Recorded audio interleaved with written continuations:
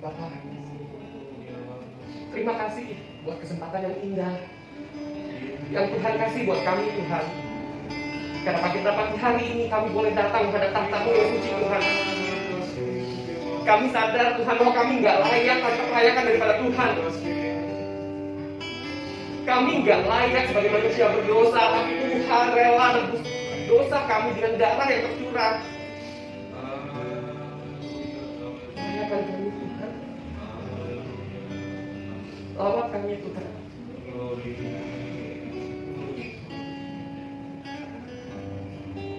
Kami nggak tahu, Tuhan, tanpa anugerah itu, tanpa Roh Kudus yang Tuhan kirim buat kami, yang Tuhan kasih buat kami nggak tahu bagaimana kehidupan kami. Kami mengucap syukur, Tuhan, buat kebaikan Tuhan, buat kemurahan Tuhan, buat karya Tuhan dalam kehidupan kami. Terima kasih, Tuhan. Terima kasih, Tuhan. Terima kasih, Tuhan. Haleluya. Amin. Haleluya. Tuhan, terima kasih.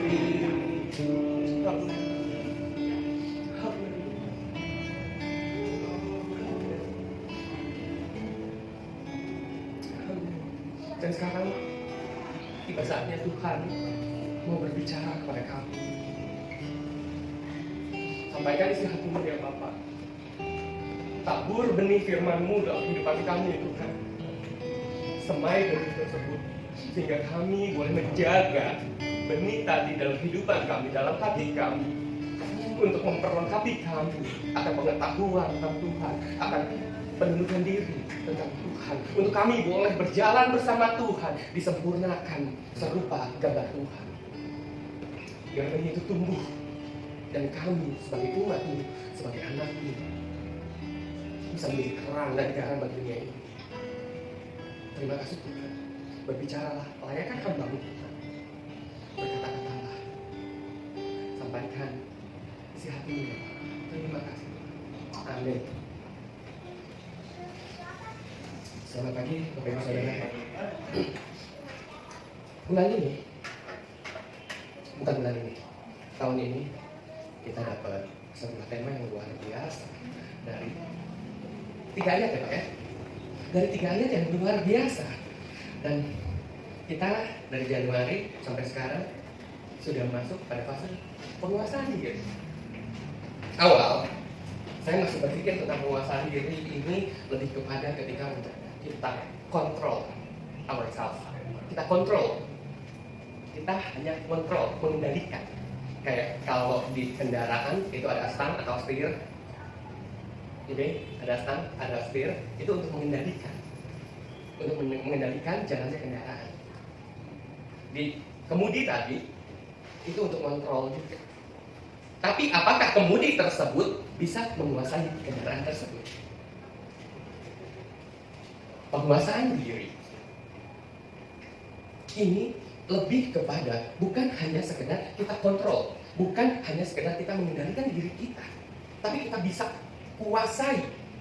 Undang-Undang Dasar tahun 45. Nah, sedikit kita belajar Undang-Undang Dasar ya. Pasal 33. Ini bicara tentang kekayaan alam, tentang usaha perekonomian yang kita baca aja deh, saya bacain deh.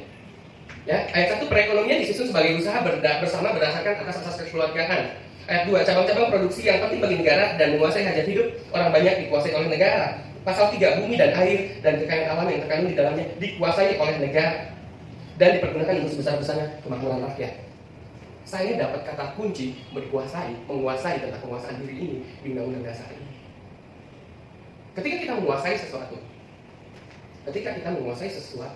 kita bertanggung jawab penuh, baik gagalnya, baik suksesnya, baik hasil akhirnya seperti apa, prosesnya seperti apa, kita bertanggung jawab. Dan ketika kita menguasai diri kita, purpose-nya bukan hanya untuk kita. Penguasaan diri, pendudukan diri kita terhadap Tuhan, itu ada syaratnya. Kenapa kita harus menguasai diri? Tema hari ini yang saya angkat itu menjadi berbeda. Beberapa bulan yang lalu, saya sempat bawain tentang Dare to be different. Dare to be different. Itu tantangan untuk menjadi berbeda. Kemarin kita bicara tentang tantangannya dulu. ajakan untuk menjadi berbeda. Tapi sekarang kita mau lihat, kita punya evaluasi terhadap kehidupan kita. Apakah kita sudah menjadi berbeda? Apakah kita sudah menjadi berbeda? Saya ambil ayat dari Amsal 16 ayat 32 dan Amsal 25 ayat 28. Orang yang sabar melebihi seorang pahlawan. Orang yang menguasai dirinya melebihi orang yang merebut kota. Amsal 25 ayat 28. Orang yang tak dapat mengendalikan diri adalah seperti orang yang roboh temboknya. Seperti kota yang roboh temboknya. Oke, skip. Kenapa harus menjadi berbeda? Kenapa harus menjadi berbeda? Di sini kita sudah declare, kita sudah yes, kita adalah anak Kristus, kita adalah pengikut Kristus. Itu sebabnya kita ada ciptaan baru, 2 Korintus 5 ayat 17. Kenapa kita harus menjadi berbeda? Karena kita adalah ciptaan baru, 2 Korintus 5 ayat 17. Jadi siapa yang ada di dalam Kristus, ia adalah ciptaan baru. Yang lama sudah berlalu, sesungguhnya yang baru sudah datang. Kita sebagai pengikut Kristus, kita sudah lahir baru. Kita nggak boleh sama lagi. Kita nggak boleh sama lagi dengan kehidupan kita yang lalu, atau kita nggak boleh sama lagi dengan kehidupan dunia. Mutlak. Karena kita adalah ciptaan baru. Lalu, kita adalah kepunyaan Allah.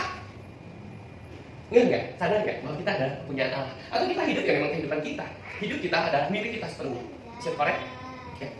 Karena kita adalah kepunyaan Allah. Tetapi kamulah bangsa yang terpilih, imamat yang rajani, bangsa yang kudus, umat kepunyaan Allah sendiri. Supaya kamu memberitakan perbuatan-perbuatan yang besar dari Dia yang telah memanggil kamu keluar dari kegelapan kepada terangnya yang ajaib. Kita udah dipilih sebagai umat kepunyaan Allah dengan tujuan, dengan purpose tertentu yang jelas. Kita sudah ditarik dari kegelapan dibawa pada terang kemuliaan Tuhan. Jelas, kita udah jelas harus berbeda. Kalau kita masih hidup sama dengan dunia, kita masih hidup sama dengan kehidupan kita yang lama, kita punya Allah, kita kepunyaan Allah. Dan yang ketiga, hai kamu orang-orang yang tidak setia, tidakkah kamu tahu bahwa persahabatan dengan dunia adalah permusuhan dengan Allah? Jadi barang siapa hendak menjadi sahabat dunia ini, ia menjadikan dirinya musuh Allah. Saya sengaja bacain 2 ayat, saya nggak sebutin di mana. Supaya apa? Mungkin ada rasa penasaran. Kita sama-sama mau belajar kan? Tidakkah kamu tahu bahwa persahabatan dengan dunia adalah permusuhan dengan Allah? Kita udah ciptaan baru, kita kepunyaan Allah, tapi mau nggak jadi musuh Allah? Bukan selayaknya jadi musuh Allah. Tapi seharusnya kita berada serupa dengan Tuhan. Kita punya purpose tadi, supaya kamu memberitakan perbuatan-perbuatan yang besar dari Dia yang telah memanggil kamu keluar dari kegelapan kepada terang-terangnya yang ajaib. Lalu kita harus berbeda dari apa? Kita harus berbeda dari apa? Janganlah kamu menjadi serupa dengan dunia ini, tetapi berubahlah oleh pembaharuan budimu, sehingga kamu dapat membedakan manakah kehendak Allah, apa yang baik, yang berkenan kepada Allah, dan yang sempurna. Ini ayat yang beberapa kali saya selalu bawain, saya bacain. Sebab semua orang yang dipilihnya dari semula, mereka juga ditentukannya dari semula untuk menjadi serupa dengan gambaran anaknya, supaya anaknya itu menjadi yang sulung di antara banyak saudara. Aku tahu segala pekerjaanmu, engkau tidak dingin dan tidak panas. Alangkah baiknya jika engkau dingin atau panas. Jadi karena engkau suam-suam kuku dan tidak dingin atau panas, aku akan memuntahkan engkau dari mulutku. Jelas, gak ada gray area. Kita sebagai pengikut Kristus, jelas, mau panas mau dingin, gak ada meriang, gak ada gray area. Terang-terang, gelap-gelap. Karena apa? Karena tadi kalau kita suam-suam kuku, kita hanya akan dimuntahkan. Kita hanya akan dimuntahkan.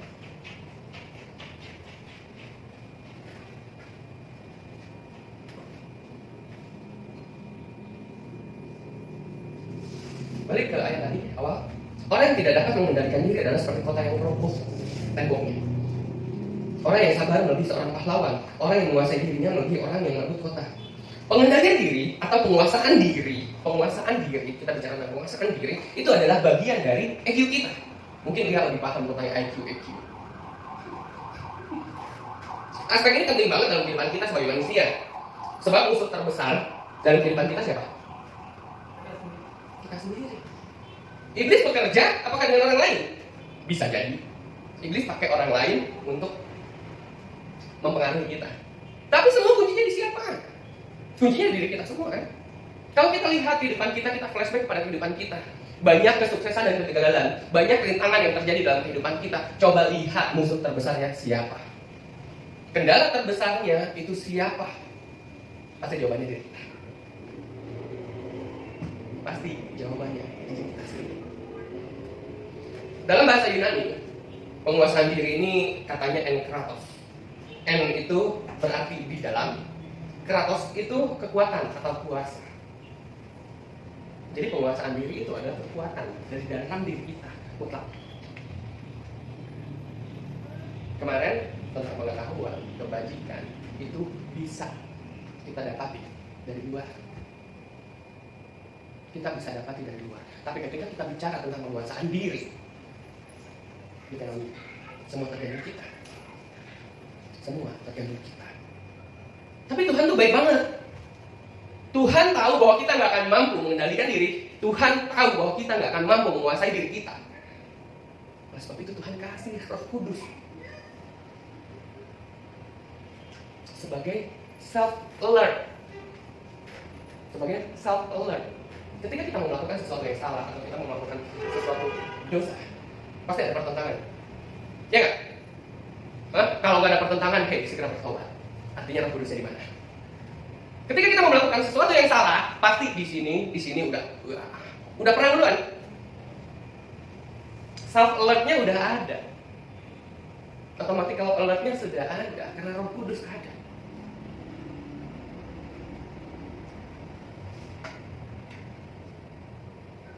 Tidak ada kekuatan atau kemampuan untuk menguasai diri yang turun dari langit.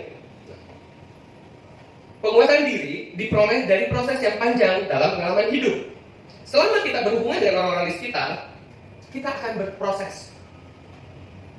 Saya bersyukur kerjaan saya di lingkungan ya, di mana saya menjadi minoritas. Artinya, latihan penguasaan diri saya lebih besar. Kenapa? Karena ketika kita berada dalam satu lingkungan, kita bayangin ini. Kalau kita dalam waktu 1 bulan jemaat ini, kita hari-hari berkumpul, ya kan? Pokoknya 24 jam kali 1 bulan kita bersama-sama.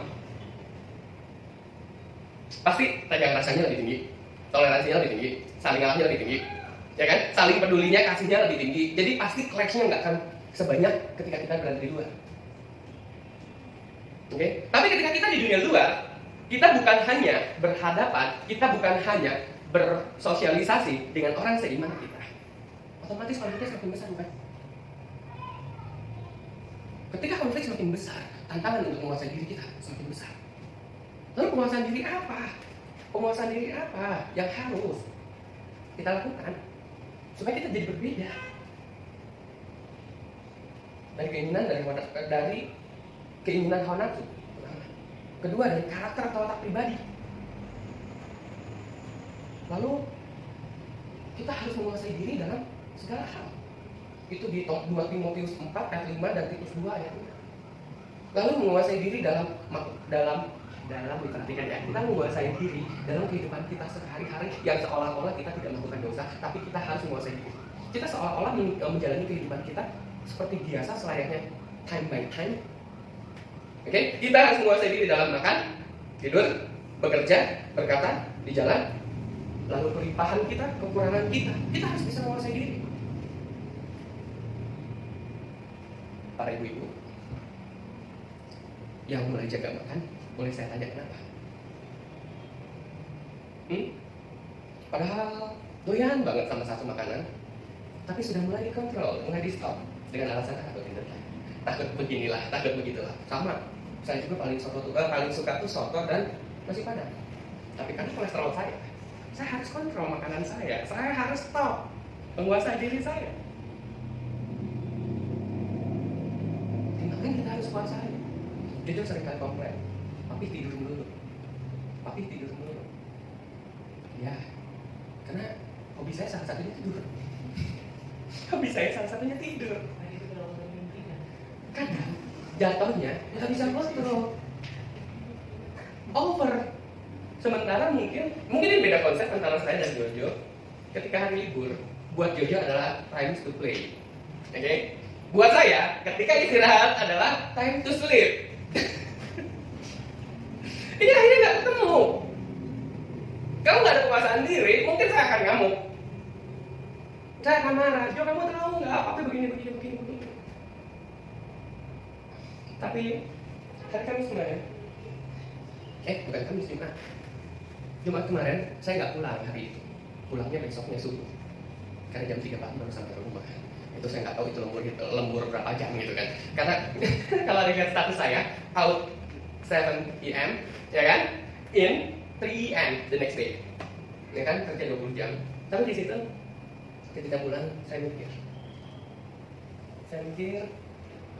mau sampai kapan ya ini terus kerja? Dengan mengorbankan banyak hal. Satu, fisik capek banget, sweat. Mendingan keluar kota beberapa hari dibandingkan kemarin kerja 20 jam. Tapi selama 20 jam itu saya hanya berdiri kontrol satu aktivitas yang memang itu mepet banget. Karena kita dapat salah satu proyek tahu bulat dadakan, bukan proyek tahu bulatnya ya, tapi dadakan ya. Karena dapat proyek dadakan, di mana customer bayar H-1, besoknya itu harus berangkat. Karena yang memaksa untuk berangkat bukan harus sampai ke sana gimananya, tapi jadwal kapal. Ya maksa jadwal kapal, karena kita harus keluar ke Kalimantan Timur, Kutai Kartanegara, turun pelabuhan Balikpapan. Kita nyari Jakarta nggak ada. Otomatis harus lewat Surabaya kan? Lewat Surabaya, loadingnya hari ini, naik kapalnya hari ini. Karena buat berangkat malam ini atau besok pagi lah, saya juga nggak mungkin gitu kan. Tapi loadingnya hari ini. Padahal cara hitungan kita harusnya cukup. Supir truknya Jumat kemarin jam 3 sore udah standby di tempat kami. Kami lembur sampai jam 3, supir truk pun lembur 12 jam nungguin kita. Karena unitnya belum ready, unitnya itu baru pulang dari site, kita kejar perbaikan dalam waktu 20 jam. Harus selesai. Sampai berangkat akhirnya. Itu di situ berbagai macam perasaan, pemikiran itu muncul. Dari kesel sampai ujungnya pasrah. Emosi sampai udah nggak pengen ngomong. Sampai jam 2 pagi, jam 1 jam 2 pagi, saya hanya duduk sambil pegang checklist, exitnya kan. Hanya duduk, saya udah nggak tahu mau ngapain. Saya lihat anak-anak juga di sana tuh udah kecapean. Udah wow banget. Karena saya nggak sendiri. Saya aja yang hanya kontrol mereka, kejar ya begini, sentuh-sentuh sedikit lah, pegang kunci sedikit-sedikit. Mereka gimana yang 20 jam itu full kerja fisik. Itu bayangkan. Penguasaan diri, dimakan, tidur, kerja, main game, ngopi saya gila. Sehari 5 gelas. Kerasannya kemarin waktu sakit, waktu positif. Kopi rasanya nggak enak, minum kopi mual. Tapi sekarang udah balik lagi 3 gelas lagi. Semoga stop di 3 gelas ya, jangan sampai 5 gelas lagi atau 6 gelas. Karena habis itu ngecek darah, gulanya lumayan tinggi, udah 177. Jaga-jaga. Padahal biasanya saya anti gula. Karena sekarang saya kerja di workshop, repot kalau mau bikin kopi pahit, ujung-ujungnya pesan di warung kan? Kopi liong. Kopi saset. Ya, yang tadinya gula dihindarin, masuk. Dari posisi sakit kemarin kerja begitu segala macam, saya hanya berpikir kalau saya nggak kontrol diri saya, kalau saya nggak kuasai diri saya, artinya saya tidak bisa menghargai Tuhan sebagai yang memiliki kita. Kepentingan kita menguasai diri kita bukan hanya untuk diri kita, tapi urusannya kita sama Tuhan. Kita harus menguasai diri kita. Di buah-buah roh ini menjadi terakhir ya, penguasaan diri ya. Artinya ini the next level kan. Bukan kalau main game level pertama mudah ya, level kedua mudah, tapi makin lama makin susah. Hard levelnya. Tapi biasanya tanpa ada hard level, tanpa ada lawan bosnya, kita pasti nggak akan naik ke stage berikutnya. Kalau mungkin angkatan Pian, Ibu, saya, kita tahu yang main dingdong dulu. Main dingdong, yang pakai koin sepean. Ingat nggak? Ngalamin nggak? Ngalamin nggak? Main dingdong, dan itu pesawat. Pasti rata-rata mainnya pesawat tuh, ya kan? Arcade gitu kan? Harus lawan bosnya dulu untuk naik level selanjutnya kan? Nggak mudah ya? Sampai kesel karena habisin berapa koin tuh untuk matiin bosnya doang kan? Kalau nggak lawan bosnya lagi, kita nggak naik level. Ya kan? Awalnya kecil, ya sedikit lah kan? Sama dalam kehidupan kita, dalam kehidupan kita, penguasaan diri ini berada pada level bosnya lagi. Karena urusannya bukan sama orang lain lagi. Urusannya bukan dengan faktor X lagi. Tapi urusannya dengan diri kita sendiri. Musuh terbesar kita adalah diri kita sendiri, ya kan? Tapi jangan lupa, saya pernah bilang diri kita ini bisa menjadi musuh terbesar kita, atau bisa menjadi supporter terbesar. Terserah kita mau bawa kemana. Kalau kita bisa kuasai diri kita, yang tadinya musuh terbesar, ini bisa menjadi supporter terbesar, menjadi kekuatan terbesar. Sukses dan gagalnya kehidupan rohani kita. Apakah tanggung jawab Pak Yos? Sukses dan gagalnya kehidupan rohani kita adalah tanggung jawab kita sendiri. Kuasai.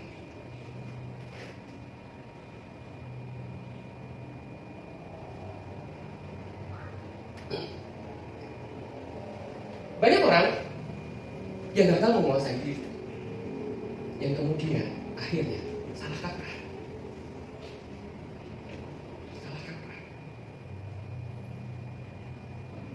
Kita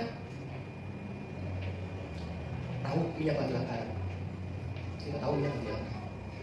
Orang yang nggak bisa kuasai diri, salah kaprah. Akhirnya nimbul, ya kan? Egoisnya yang muncul.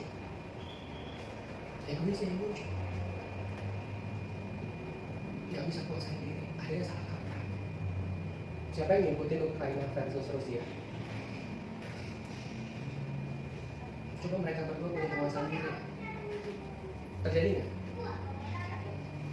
Ditambah lagi ketika kita bicara dengan penduduk. Donald Trump, oke kan?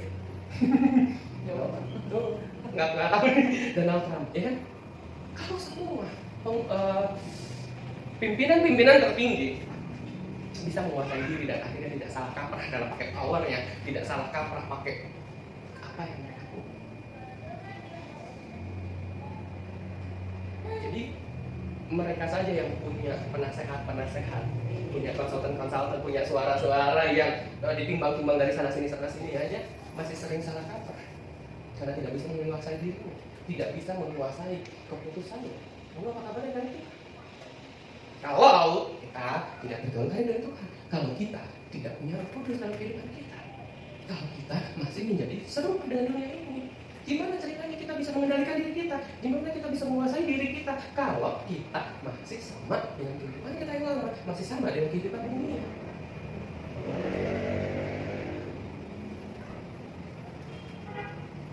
Salah satu anugerah dalam kehidupan kita punya yang namanya self-awareness atau kesadaran diri. Kita diperlengkapi dengan otak dan pikiran. Sebagai manusia kita punya pikiran, punya kesadaran diri. Di mana kehidupan kita bukan mode otomatis. Kita pasti punya kesempatan untuk berpikir dalam segala kondisi. Bahkan ketika kita mau bicara aja, kita pasti secara otomatis pikiran kita akan berpikir. Ada kesadaran diri kita mau ngomong apa. Terus kita di jalan, kita punya kesadaran diri kita mau lewat mana. Kita mau makan, kita punya kesadaran diri kita mau makan apa. Ketika kita mau minum, kita juga punya kesadaran diri. Kita enggak seperti ayam yang patok. Enggak membabi buta. Kita punya kesadaran diri. Dan ketika diperlengkapi dengan Roh Kudus, semoga seharusnya kita bisa menjadi serupa dengan Tuhan. Kita bisa menguasai diri. Coba bayangin ketika Tuhan Yesus mau digantung aku di kayu salib, waktu bawa salib, ya. Kalau Tuhan nggak bisa menguasai diri, kemudian dia mau tamat, nggak jadi. Bisa nggak? Bisa.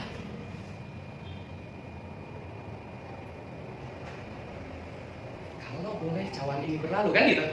Penundukan diri ada kan? Tadi itu sesuai. Karena seringkali kita masih ngotot, kita masih ngoyo, kita nggak bisa kuasai pikiran kita, diri kita dengan mempertanyakan Tuhan, kenapa ini nggak sesuai? Tuhan, kenapa? Ini yang saya bahas di waktu itu. Kita nggak kontrol, kita nggak tahu diri tepatnya. Kita nggak bisa menguasai diri kita, kita nggak ngeh di mana kita berada, pada level apa kita berada, kita sebagai apa?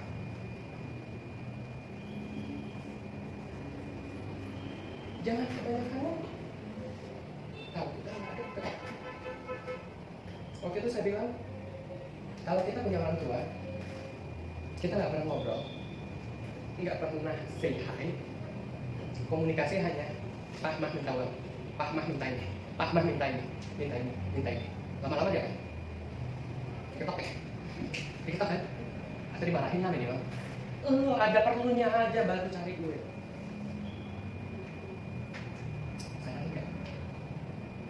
Kita mungkin berada pada fase itu sebetulnya.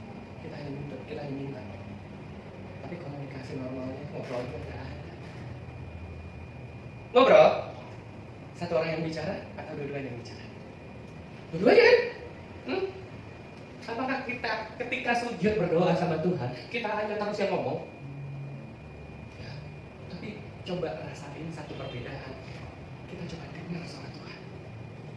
Biar Tuhan yang bicara dalam kehidupan kita.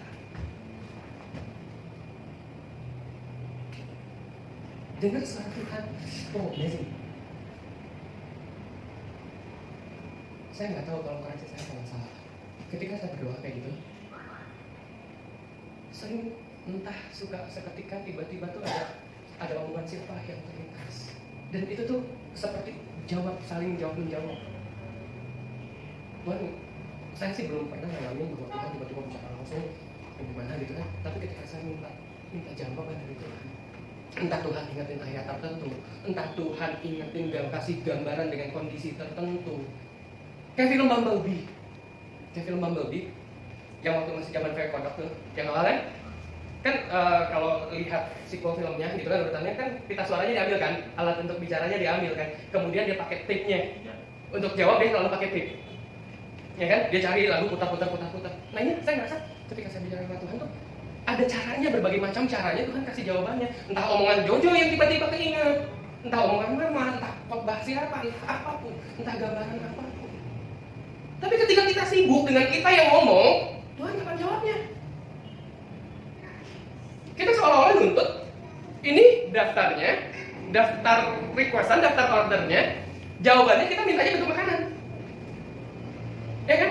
Kayak itu di restoran, kita kasih pesan ABC, oke, datang. Kan nggak jawab, oh ini ada ya, ini nggak ada. Mungkin kalau nggak ada dijawab gitu kan. Kalau yang ada kan nggak skip kan, nggak dijawab. Tahu-tahu datang aja makanannya, pesanannya. Kita seringkali salah kaprah tadi. Kita nggak bisa menguasai diri kita. Kita berharap bahwa kita bukan sekedar berharap, tapi kita menuntut Tuhan action sesuai dengan keinginan kita. Padahal kita nggak pernah mau dengar suara Tuhan. Kita nggak pernah mau tanya tentang Tuhan yang kehidupan kita apa.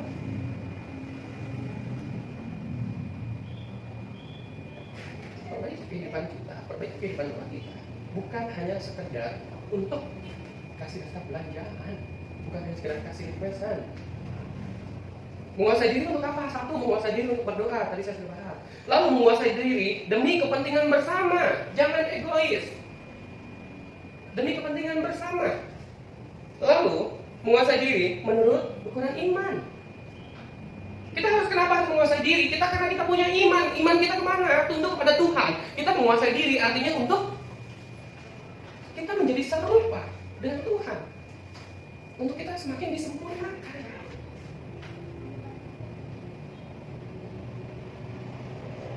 Di Alkitab orang yang menguasai diri, orang yang bisa menguasai diri itu digambarkan pertama sebagai pahlawan, tadi sempat kita singgung, lalu sebagai olahragawan, pemenang, lalu sebagai nahkoda, jurumudi, lalu seperti pawang. Daniel dikuasai. Daniel bisa menguasai dirinya untuk tetap tunduk kepada Tuhan, untuk tetap tunduk kepada Tuhan, sehingga binatang buas dikasihnya tadi bukan makanannya.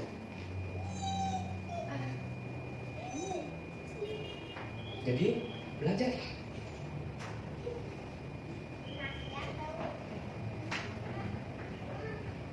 Belajarlah untuk kita benar-benar bisa menguasai. Dan kita punya satu guidance yang tegas. Kita punya satu aturan main yang tegas. Jangan bermain di gray area. Panas, dingin. Jangan panas dingin.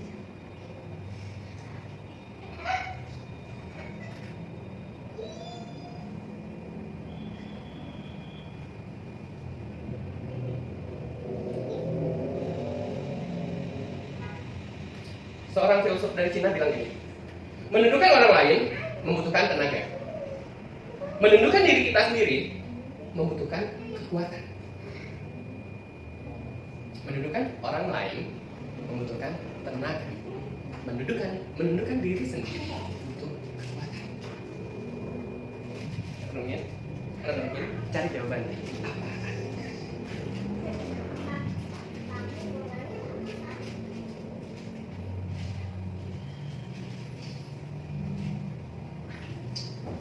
Di kesadaran diri tadi, kita seringkali lupa. Kita seringkali nggak ngeh.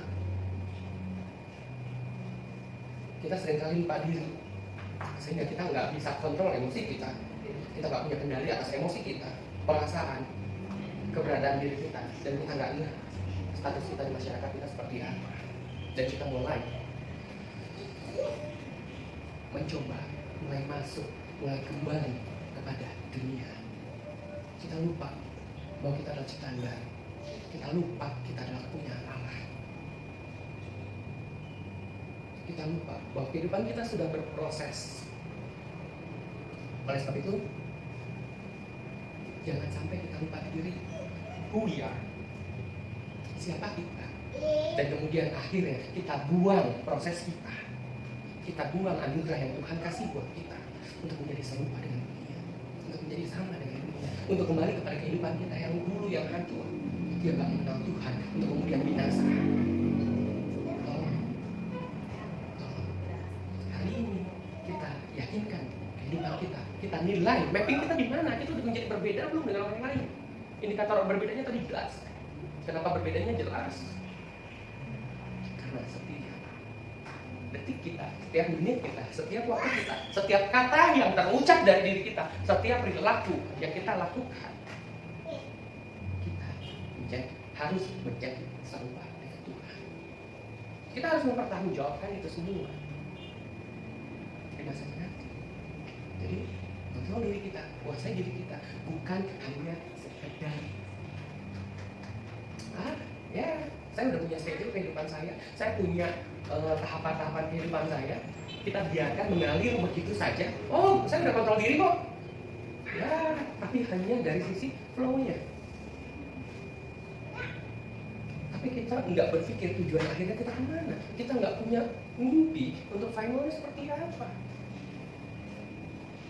Tujuan akhir, kuasai diri kita, bawa diri kita kepada tujuan akhir, yaitu menjadi pemenang. Untuk menjadi pemenang dan mereka hidup bersama Tuhan, dilayakan serupa, menjadi sempurna. Saya serahkan kepada Pak Yos.